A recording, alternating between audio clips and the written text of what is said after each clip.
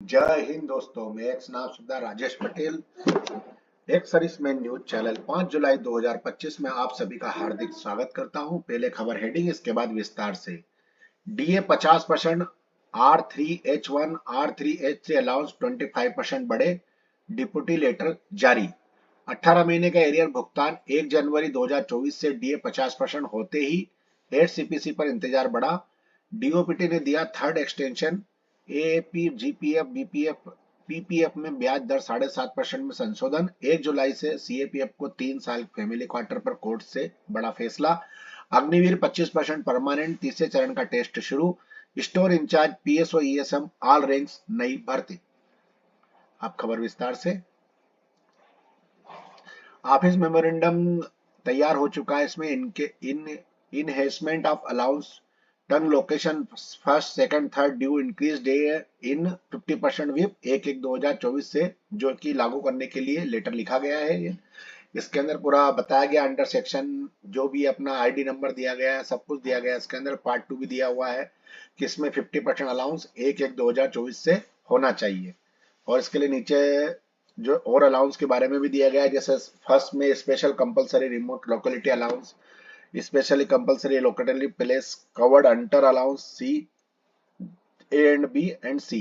और इसके बाद में थर्ड के लिए भी दे रखा है इसके अंदर ये wet climate tribal area allowance Sundarban allowance करके तीनों अलाउंसों के बारे में दिया गया है कि जो कि 50% डीए 1/1/2024 से लागू होना चाहिए। इसके बारे में लेटर लिखा गया है। ये नेक्स्ट खबर है, 8 pay commission pay panel set up still in limbo, DOPT gives third extension for 8 CPC post checkout. What is the meaning? इस बताया गया है कि 8 pay commission latest update department of personnel and training DOPT has for the third time extend the last date for submission of application for the under secretary post in the 8 CPC. First, the deadline for submission of application was set for 21 May 2025, which was later extended to 30 June 2025 and the latest being extended till 31 जुलाई 2025 तक के लिए इन्होंने extension लिया है। इसके बाद में जो है एक लेटर और है, ministry of personnel public governments of pensioner department of personnel and training की तरफ से the chief secretary all state government के लिए दिया गया है और all secretary ministry of department and government of के लिए। इसमें भी CPC 4 post under secretary at civil centre pay commission के बारे में दिया गया है। Deputation basis under the central staff scheme under DOPT डी ऑब्लिको एक्सपेंडिचर ऑफ रजिस्टर्ड के बारे में दिया है। 30/6/2025 का इसमें लेटर है। एप्लीकेशन टिल कब तक आप इसके अंदर वो कर सकते हैं, इसकी डेट दे रखी है, नॉर्थ ब्लॉक नई दिल्ली के लिए। अब नेक्स्ट खबर है, कानपुर न्यूज कर्मचारियों ने 8वें वेतन आयोग के गठन की उठाई है मांग। अयोध्या पैराशूट निर्माणी बाहर प्रदर्शनी फैक्ट्री में जो है महाप्रबंधक 7 सूत्री कोर्ट के बारे में गया। सेवानिवृत्त कर्मचारियों ने ओटी एरियर भुगतान किया जाए, इसके मामले में भी लेटर दिया है और प्रदर्शन किया है।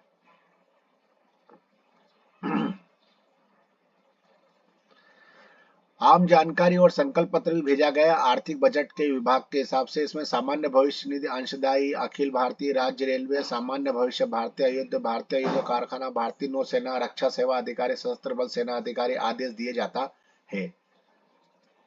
इसके बाद दिल्ली उच्च न्यायालय ने सीएपीएफ कर्मियों के लिए सामान्य पुल आवास को अधिकतम 3 वर्ष तक सीमित रखने के नियम को बरकरार रखा है। न्यायमूर्ति नवीन चावला और न्यायमूर्ति खंडपीठ द्वारा हमारा मानना है कि सीजीपीआर नियमों के आधार पर 43 नियम 43 को मनमाना या भारत के संविधान के अनुच्छेद 14 का उल्लंघन करने वाला नहीं माना जा सकता, क्योंकि इसे सभी प्रासंगिक कारकों पर विचार करने के बाद तैयार किया गया है। आवास के प्रति धारण पर 3 साल की सीमा लगाना ना तो मनमाना है और ना ही काल्पनिक जिसमें मनमाने की प्रवृत्ति को बढ़ावा मिले। यह याचिकाकर्ता भारत तिब्बत पुलिस, सीमा पुलिस, आईटीबीपी, सीआरपीएफ और सीपीएफ के सेवारत अधिकारी और कर्मक थे जिन्होंने जम्मू और कश्मीर, उत्तर पूर्व और वामपंथी उग्रवाद एलडब्ल्यूएल प्रभावित क्षेत्रों में निर्दिष्ट गैर पारिवारिक स्टेशन पर तैनात किया गया था। सेना ने स्थायी भर्ती के लिए अग्निवीरों का तीसरा मूल्यांकन शुरू कर दिया है। इसके अंदर 2023 में जो भर्ती हुए अग्निवीर उनके लिए 3000 जो ऑपरेशन सिंदूर में जिन्होंने भाग लिया उनका चरण मूल्यांकन किया जा रहा है। ऑपरेशन के दौरान उन्होंने प्रदर्शन को भी उनके मूल्यांकन में शामिल किया जाएगा, जहां उन्होंने सीमा पार मिसाइल और ड्रोन हमलों के खिलाफ भारत की सैन्य प्रतिक्रिया पर महत्वपूर्ण भूमिका निभाई है। यह मूल्यांकन जो अभी चल रहा है 4 महत्वपूर्ण मूल्यांकनों में से तीसरा है, जिसका सामना प्रत्येक अग्निवीर को अपनी सेवा के दौरान करना पड़ता है। सेना के सूत्रों के अनुसार यह प्रक्रिया पूरी पारदर्शिता के साथ की जा रही है, ताकि यह सुनिश्चित किया जा सके कि केवल सबसे योग्य और योग्य उम्मीदवार ही स्थायी पद पर प्राप्त कर सके। नेक्स्ट खबर है वैकेंसी की है। नेक्स्ट खबर Neeta filters India private limited की तरफ से है। यह तेलंगाना की भर्ती है। इसमें रेगुलर है, स्टोर अफसर की भर्ती है यह।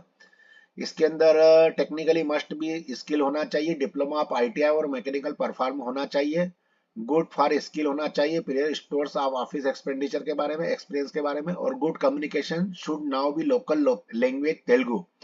तेलुगु का नॉलेज उसको होना चाहिए जो भी इसमें उम्मीदवार है। और इसमें लेवल 3 की पेमेंट मिलेगी। और एज लिमिट इसमें 40 से 55 साल के बीच में होना चाहिए। और सैलरी रेंज पर मंथ के हिसाब से 3.6 लाख 4.2 लाख पर एनम के हिसाब से दे रखी है अप्रोक्सीमेटली। और इसकी लास्ट डेट है इसकी 10 जुलाई 2025।